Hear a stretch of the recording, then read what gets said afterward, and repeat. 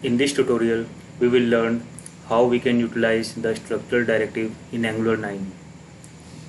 So we should know what is a structural directive. It is nothing a directive that let us work on HTML element by adding or removing its element dynamically. And sometimes we want a particular set of elements to be visible or to be rendered based on some condition, and also we want it to be rendered multiple times repeatedly in the form of loop. So we can manipulate the DOM by rendering the element on the basis of condition. So we will learn three directives: ngIf, ngSwitch and ngFor. So in this tutorial we will learn only the first directive, that is ngIf. So I have already created an Angular application and added the test component. Now I will add some logic that will demonstrate the working of ngIf directive.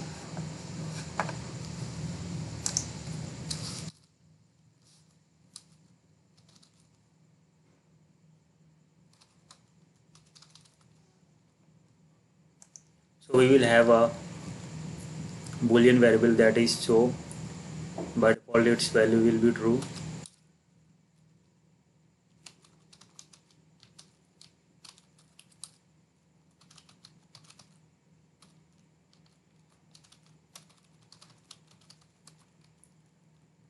And we will have a method that is toggle. Once I will execute, it will simply toggle that boolean value. If it is true, then it will become false, and if false, it will become true.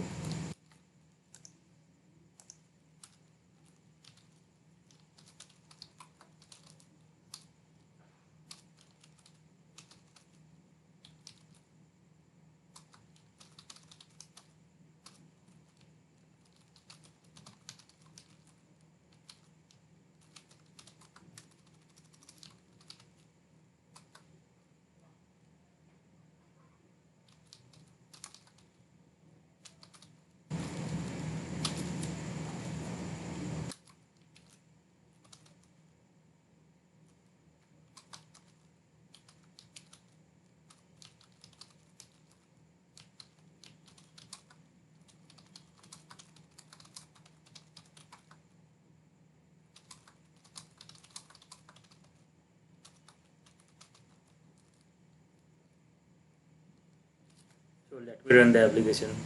I have created a button. On the clicking of this particular button, it will execute this particular method and toggle that particular value. That is so.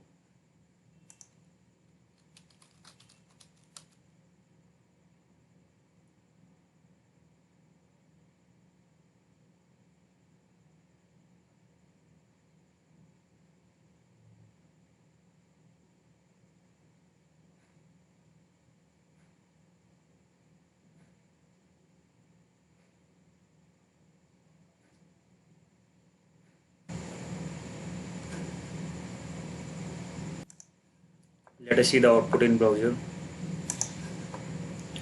So we have that particular element, and by default the value of show is true, so that particular div element is visible. You can see once I am clicking on this particular button, it is toggling the elements. When I am inspecting this particular element,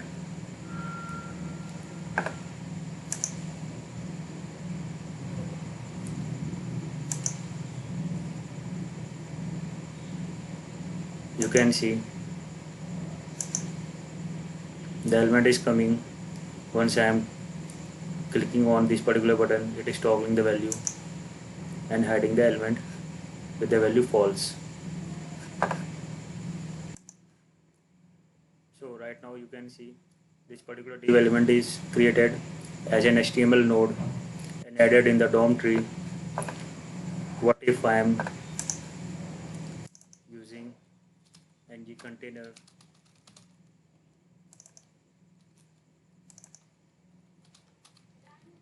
So let us see what will happen in the output window.